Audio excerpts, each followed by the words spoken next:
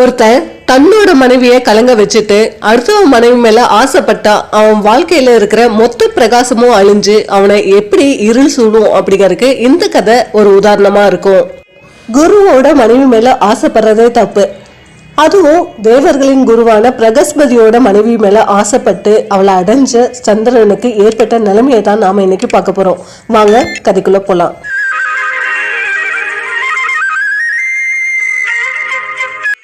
பிரம்மாவோட மகனான பிரஜாபதி தசா தன்னோட 27 மகள்களையும் சந்திரனுக்கு திருமணம் செஞ்சு கொடுக்க முடிவெடுக்கிறாரு. என்னதான் தன்னோட 27 மகள்களையும் ஒருத்தருக்கு திருமணம் செஞ்சு கொடுத்தாலும் அந்த ஒருத்தர் 27 மகள்களையும் ஒரே மாதிரி பாத்துக்கணுங்கிற ஆசை பிரஜாதிபதி தசா கிட்ட இருந்தது. அதனால சந்திரன் கிட்ட வாக்குறுதியும் கேட்டுக்கிறாரு, என்னோட 27 மகள்களையும் நீ ஒரே மாதிரி பாத்துக்கணும் அப்படின்னு. இப்படி சந்திரன் தன்னோட மகள்கள் 27 பேரையும் ஒரே சரிசமமா பாத்துப்பாரு அப்படின்னு உறுதி அளிச்ச பின்னாடிதான் சந்திரனுக்கு பிரஜாபதி தசா திருமணம் செஞ்சு வைக்கிறாரு. சந்திரனோட சுற்றுப்பாதையில் 27 நட்சத்திரங்களா ஜொலிச்சு சுத்தி வராங்க இந்த சந்திரனோட மனைவிகள். அப்படியே மனிதனோட ஒவ்வொரு காலகட்டத்திலையும் அவனோட நேரத்தையும் அவனுக்கு ஏற்படக்கூடிய மாற்றத்தையும் கணக்கிட உதவி செய்யறாங்க. இப்படி இருக்கும்போது சந்திரன் யாகங்கள்ல மிக புனிதமான ராஜசூய யாகத்தை நடத்தற்கு முடிவு செய்யறாரு. இந்த யாகத்துல கலந்து கொள்ள சத்தியலோகத்துக்கு சென்று பிரம்மாவை போய் பாக்குறாரு. அவர்கிட்ட ஆசீர்வாதமும் வாங்கிட்டு பிரம்மாவை இந்த யாகத்துக்கு கலந்து கொள்ள அழைப்பும் விடுத்துட்டு அங்கிருந்து வராரு. அங்கிருந்து தேவலோகத்துக்கு சென்று தேவர்களை எல்லாம் இந்த யாகத்துல கலந்து கொள்ளுமாறு அழைப்பு விடுக்கிறாரு. சந்திரனுக்கு அத்தனை வேதங்களையும் தெய்வீக திறமைகளையும் கற்றுக் கொடுத்தவர் பிரகஸ்பதி. தனக்கு அத்தனை வேதங்களையும் கற்றுக் கொடுத்த பிரகஸ்பதி தான் இந்த யாகத்துக்கும் தலைமை தாங்கணும் அப்படின்னு பிரகஸ்பதி கிட்ட வேண்டி கேட்டுக்கிறாரு சந்திரன். அதுக்கு பிரகஸ்பதியும் ஒத்துக்கிறாரு. பிரகஸ்பதி வேதங்கள் அத்தனையும் தெரிந்தவராகவும் பூஜை சடங்குகள் செய்வதில் வல்லவராகவும் இருந்தாரு. அதனாலதான் தேவகுருவா இருந்தாரு. பிரகஸ்பதி தன்னோட வேலையில முழு ஈடுபாட்டோட செய்யக்கூடியவர். அதனாலதான் அவருக்கு தன்னோட குடும்பத்து மேலேயும் தாரா மேலேயும் அந்த அளவுக்கு ஈடுபாடு இல்லை. இது தாராக்கு தனிமையை கொடுத்தது. இப்படி இருக்கும்போதுதான் தாராவை அழைச்சிட்டு அந்த யாகத்துக்கு போறாரு. அந்த காலத்துல ஒரு ஆண் எந்த அளவுக்கு ஒரு விஷயத்துல பங்கெடுத்துப்பானோ அதே அளவுக்கு ஒரு பெண்ணும் அந்த விஷயத்துல பங்கெடுத்துப்பா. ஒரு பெண் இல்லாம ஒரு ஆண் மட்டும் தனியா அந்த சடங்கை செஞ்சா அந்த சடங்கு எந்த வகையிலும் முழுமை பெறாது. அந்த சடங்குல கிடைக்கக்கூடிய அத்தனை பலன்களும் அவனுக்கு கிடைக்காமையே போயிடும். ஒரு பெண் இல்லாம ஆணுக்கு முக்தி கிடைக்காது, சொர்க்கத்துல இடமும் கிடையாது. அது போக ஒரு பெண் இல்லாம ஒரு பெரியவங்க கிட்ட கூட ஆசீர்வாதம் பெற முடியாத சூழ்நிலை தான் அந்த காலகட்டத்துல இருந்தது. இப்படி இருக்கும்போதுதான் பிரகஸ்பதியும் அவரோட மனைவி தாராவும் அந்த யாகத்தை தலைமை தாங்கி நடத்துறாங்க. அப்படி இருக்கும்போது யாகம் முன்னேறி செல்ல செல்ல சந்திரன் அழகான வடிவத்தை எடுக்க ஆரம்பிச்சானா. இதை சுற்றி இருந்து பார்த்த எல்லா பெண்களுமே சந்திரனோட அழகுல மயங்க ஆரம்பிச்சாங்களாம். தேவலோகத்து பெண்கள் அப்சரஸ்கள் அப்படின்னு எல்லாருமே இவரோட காதல் வலையில விழ ஆரம்பிச்சாங்களாம். இதை பார்த்த தேவர்களுக்கு அத்தனை பேத்துக்கும் கடுமையான கோபம் வருது. யாகம் நடக்கிற இடத்துல இதெல்லாம் தேவையில்லாத செயல் அப்படின்னு அங்கிருந்து எல்லா தேவர்களும் வெளியேறாங்க. சந்திரனோட அழகுல மயங்கினது அங்கிருந்து அப்சரஸ்கள் மட்டும் இல்ல, பிரகஸ்பதியோட மனைவியான தாராவும் தான். தாராவுக்கும் சந்திரனுக்கும் இடையேயான இந்த காதல் ஒரு நாள் தன்னோட கணவனையே பிரிய வைக்குது தாராவை. ஆசாபாசங்கள் இல்லாத இந்த திருமண பந்தத்தை விட என்னோட காதலே சிறந்ததுன்னு சந்திரனோடய போறா தாரா. என்னதான் தாரா பத்னி தர்மத்திலிருந்து மீறி இருந்தாலும் பிரகஸ்பதிக்கு அது வேலை, கௌரவம், சமூகத்துல அவருக்கான மதிப்பு எல்லாத்தையுமே சேர்த்து கட்டமைக்கப்பட்ட ஒரு குடும்ப பொறுப்பா தான் அதை பார்க்க முடிஞ்சது. தாரா இல்லாம அவர் தேவர்களின் லோகமான தேவலோகத்துல கூட நுழைய முடியாது. இப்படி இருக்கும் போதுதான் தன்னோட தூதுவர்கள்ல ஒருவரை தாரா கிட்ட இங்க திரும்ப வர சொல்லி தூது அனுப்புறாரு பிரகஸ்பதி. தாராவும் நான் பழைய வாழ்க்கைக்கு திரும்ப போவதில்லை அப்படின்னு உறுதியா சொல்லி அனுப்பிடுறா. திரும்பவும் தன்னோட தூதுவர்கள்ல ஒருவரை சந்திரன் கிட்ட அனுப்பி தாராவை திருப்பி அனுப்புமாறு கேட்டுக்கிறாரு. ஆனா சந்திரனும் வலுக்கட்டாயமா நான் யாரையுமே இருக்க வைக்கல, தாரா அவளோட விருப்பத்தோட தான் என் கூட இருக்கா, அவ போக நினைச்சா போகலாம், ஆனா அவ என் கூட வாழதான் ஆசைப்படுறா அப்படின்னு கொஞ்சம் கர்வமாவே சொல்லி அனுப்பிடுறான். இப்ப இந்திரனோட உதவியை நாடி போறாரு பிரகஸ்பதி. இப்ப பிரகஸ்பதிக்காக இந்திரன் தாரா கிட்ட பேச போறாரு. ஆனா தாரா என்னோட காதல் இங்கதான் இருக்கு, நான் அங்கெல்லாம் வர முடியாது அப்படின்னு சொல்லிடுறா. அதை கேட்ட இந்திரனும் உன்னுடைய உணர்ச்சிக்கு இங்க எந்த மதிப்பும் இல்ல, உன்னோட தர்மம் பிரகஸ்பதி கிட்ட தான் இருக்கணும், நீ வரவில்லை என்றால் சடங்குகள் மிகவும் மோசமாகிவிடும். பிரகஸ்பதி நீ வரும் வரை சடங்குகள் எதையும் செய்ய மாட்டேன் என்று என்னிடம் கூறியிருக்கிறார். நீங்கள் வாழ வேண்டிய இடம் அதுதான் அப்படின்னு பிரகஸ்பதியோட தாராவை சேர்த்து வைக்கிறாங்க.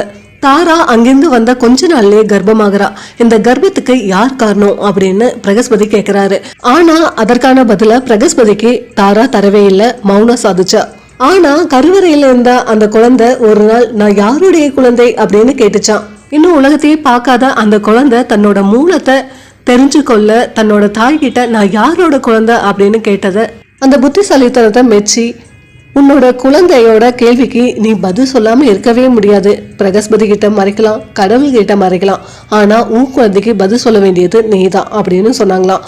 அதை கேட்ட தாராவும் இது சந்திரனோட குழந்தை அப்படின்னு ஒத்துக்கிட்டாலாம். தன்னோட மனைவி அடுத்த ஆணோட கருவை சுமப்பதை எண்ணி கோபம் கொண்ட பிரகஸ்பதியோ அந்த குழந்தை ஆணாகவும் பிறக்காம பெண்ணாகவும் பிறக்காம நடுநிலையா பிறக்கட்டும் அப்படின்னு சாபம் கொடுத்தாரா.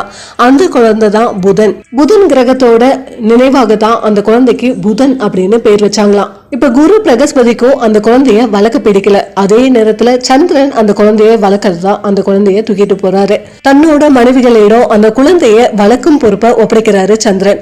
ஆனா 27 பேர்ல இருந்து 25 பேர் அந்த வளர்க்கும் பொறுப்புல இருந்து விலகுறாங்க. 2 பேர் மட்டுமே அந்த குழந்தைய நல்லா பாத்துக்கிறாங்க. அவங்கதான் கிருத்திகா ரோகிணி. அதனால கிருத்திகா ரோகிணியுடன் மட்டுமே அதிக நேரத்தை செலவிடுறாரு சந்திரன். இந்த கிருத்திகா ரோகிணியில ரோகிணி அதிக அக்கறை குழந்தை மேல காட்டுறதுனால ரோகிணியோடய அதிக நேரத்தை செலவிட்டாரு சந்திரன். இது பார்த்துட்டே இருந்த சந்திரனோட மற்ற மனைவிகளான 25 பேரும் தன்னோட தந்தையான தசா கிட்ட போய் முறையிடுறாங்க. தந்தையே, சந்திரன் ரோகிணியுடன் மட்டுமே காலத்தை செலவழிக்கிறார், எங்களை கவனிப்பதே இல்லை அப்படின்னு அழுது புலம்புறாங்க. தங்களுக்கு இழைக்கப்பட்ட அனைத்து அநீதிகளையும் தங்களோட தந்தையான தசா கிட்ட சொல்றாங்க. இப்ப தசாவும் சந்திரனை பல முறை எச்சரிக்கை செய்யறாரு. ஆனா சந்திரன் அத ஒரு பொருட்டாவே எடுத்துக்கல. இத பார்த்துட்டே இந்த பிரஜாபதி தசாவோ கோபத்தோட உச்சிக்கே போறாரு. சந்திரனுக்கு சாபம் கொடுக்கறாரு. தீராத நோய் உனக்கு வரட்டும் அப்படின்னு சாபம் கொடுக்கறாரு. இதனால சந்திரனை நம்பி வாழ்ந்து வந்த அனைத்து உயிரினங்களும் அழிய தொடங்குச்சு. சந்திரனோட சிறு பகுதி மட்டும்தான் தெரிய ஆரம்பிச்சது. நோய்வாய்ப்பட்ட சந்திரனும் கடல்ல தஞ்சம் புகுந்தாரு.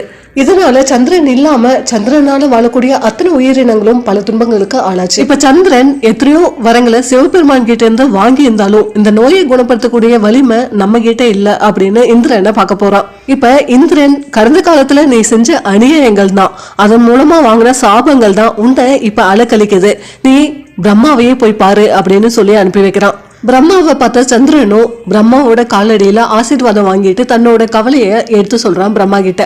பிரம்மாவோ தசன் என்னதான் என்னோட மகனா இருந்தாலும் பல மாய சக்திகளையும் பல வரங்களையும் தசன் வாங்கியிருக்கான்.